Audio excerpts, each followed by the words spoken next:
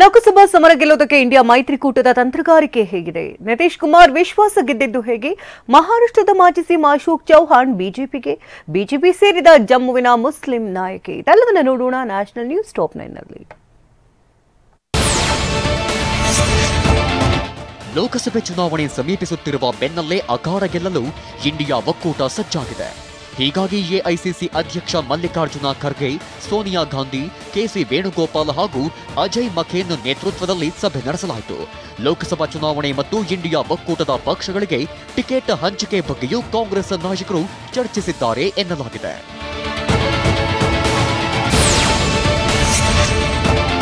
Bihar CM Nitish Kumar ಬಹುಮತ ಸಾಬೀತುಪಡಿಸಿದ್ದಾರೆ. ಒಟ್ಟು 243 ಸದಸ್ಯ ಬಲದ ಬಿಹಾರದಲ್ಲಿ ಬಹುಮತಕ್ಕೆ 122 ಸದಸ್ಯರ ಅಗತ್ಯವಿತ್ತು. ಬಿಜೆಪಿ ಜೆಡಿಯು ಮೈತ್ರಿಕೂಟ 128 ಸದಸ್ಯರನ್ನ ಹೊಂದಿದೆ. ಇವರಲ್ಲಿ 129 ಶಾಸಕರು ನಿತೀಶ್ ಕುಮಾರ್ ಅನ್ನು ಬೆಂಬಲಿಸಿದ್ದಾರೆ.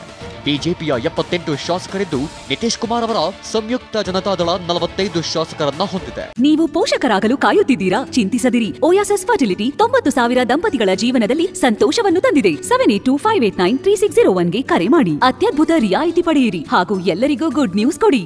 ಜಿತೇಂದ್ರ ರಾಮ್ ಮಾಂಜಿ ಹಿಂದೂಸ್ತಾನ್ ಅವಾಮ್ ಮೋರ್ಚಾ 4 ಸ್ಥಾನಗಳನ್ನು ಹೊಂದಿತ್ತು.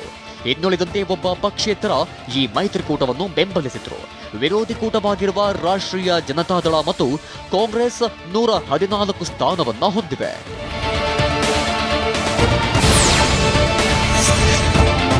ಮಹಾರಾಷ್ಟ್ರ ಮಾಜಿ ಸಿಎಂ ಅಶೋಕ್ ಚೌಹಾಣ್ ಕಾಂಗ್ರೆಸ್ಗೆ ರಾಜೀನಾಮೆ ನೀಡಿದ್ದು ಬಿಜೆಪಿ ಸೇರುವ ಸಾಧ್ಯತೆಯಿದೆ. ಕಾಂಗ್ರೆಸ್ ತೊರೆದಿರೋ ಅಶೋಕ್ ಚೌಹಾಣ್ ಬಿಜೆಪಿ ಸೇರ್ತಾರೆ ಎನ್ನಲಾಗ್ತಿದೆ. ರಾಜೀನಾಮೆ ಬಳಿಕ ಮಾತನಾಡಿದ ಅಶೋಕ್, ಯಾವುದಾದ್ರೂ ಪಕ್ಷಕ್ಕೆ ಸೇರೋ ಬಗ್ಗೆ 2 ದಿನಗಳಲ್ಲಿ ತಿಳಿಸ್ತೀನಿ ಅಂತ ಹೇಳಿದ್ದಾರೆ. I will categorically deny all such sort of allegations. I have not said anything about anybody. Congress ನಾಯಕ ಮಣಿಶಂಕರ್ ಅಯ್ಯರ್ ಅವರು ವಿವಾದವೊಂದನ್ನ ಮೈ ಮೇಲೆ ಎಳೆದುಕೊಂಡಿದ್ದಾರೆ. ಲಾಹೋರ್ನಲ್ಲಿ ಕಾರ್ಯಕ್ರಮವೊಂದರಲ್ಲಿ ಮಾತನಾಡಿ ಪಾಕಿಸ್ತಾನಿಗಳನ್ನು ಭಾರತದ ದೊಡ್ಡ ಆಸ್ತಿ ಎಂದು ಕರೆಯುವ ಮೂಲಕ ಹೊಸ ವಿವಾದವನ್ನ ಹುಟ್ಟುಹಾಕಿದ್ದಾರೆ. ಅಲ್ಲದೆ ಉಭಯ ರಾಷ್ಟ್ರಗಳ ನಡುವೆ ಸಂವಹನ ಮಾರ್ಗಗಳನ್ನು ತೆರೆಯುವ ಕುರಿತು ಮಾತನಾಡಿದ್ದಾರೆ. ಪಾಕಿಸ್ತಾನಿಗಳು ಅತಿಯಾಗಿ ಪ್ರತಿಕ್ರಿಯಿಸುವ ಜನರು. ನಾವು ಸ್ನೇಹಪರರಾಗಿದ್ದರೆ ಅವರು ಅತಿಯಾದ ಸ್ನೇಹಪರರು ಮತ್ತು ನಾವು ಶತ್ರುಗಳಾಗಿದ್ದರೆ ಅವರು ಹಗೆತನ ಸಾಧಿಸುತ್ತಾರೆ ಎಂದಿದ್ದಾರೆ.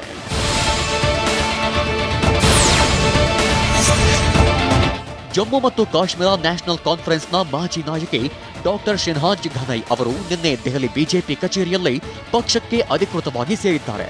ಈ ಕುರಿತು ಪ್ರತಿಕ್ರಿಯೆ ನೀಡಿದ ಅವರು, ಬಿಜೆಪಿಯು ಭಾರತದ ನಾಗರಿಕರಿಗೆ ನೀಡಿದ್ದ ಎಲ್ಲ ಭರವಸೆಗಳನ್ನು ಈಡೇರಿಸಿದ ಪಕ್ಷವಾಗಿದೆ. ತುಂಬಾ ದಿನಗಳಿಂದ ಬಾಕಿ ಉಳಿದಿದ್ದ ಜಮ್ಮು ಕಾಶ್ಮೀರದ ಪರಿಶಿಷ್ಟ ಪಂಗಡ ಸಮುದಾಯಕ್ಕೆ ಇತ್ತೀಚೆಗೆ ಮೀಸಲಾತಿ ನೀಡಿದ್ದು ಇದೇ ಬಿಜೆಪಿ. ಮೀಸಲಾತಿಯು ಈ ಸಮುದಾಯದ ಬಲವನ್ನ ಹೆಚ್ಚಿಸಿದೆ. ಸಾಮಾನ್ಯನ ಹಿತರಕ್ಷಣೆ ಕಾಯುವುದು ಬಿಜೆಪಿ ಮಾತ್ರ ಎಂಬ ಭಾವನೆ ನಮ್ಮ ಜನರಲ್ಲಿದೆ. ಆದ್ದರಿಂದ ಪಕ್ಷಕ್ಕೆ ಸೇರಿದ್ದಾಗಿ ಹೇಳಿಕೆ ನೀಡಿದ್ದಾರೆ.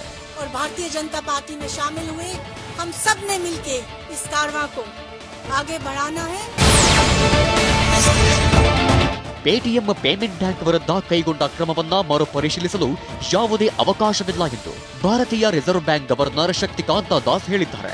ಜನವರಿ 31ರಂದು ಮಹತ್ವದ ಆದೇಶ ಹೊರಡಿಸಿದ್ದ ಆರ್ಬಿಐ ತನ್ನ ಗ್ರಾಹಕರಿಂದ ವ್ಯಾಲೆಟ್, ಫಾಸ್ಟ್ಯಾಗ್ ಹಾಗೂ ಇನ್ನಿತರ ಪಾವತಿಗಳಿಗೆ ಸ್ವೀಕರಿಸುವ ಟಾಪ್ ಅಪ್ ಡೆಪಾಸಿಟ್ಗಳನ್ನು ಫೆಬ್ರವರಿ 29ರಿಂದ ಸ್ಥಗಿತಗೊಳಿಸುವಂತೆ ಪೇಟಿಎಂಗೆ ಆದೇಶಿಸಿತ್ತು.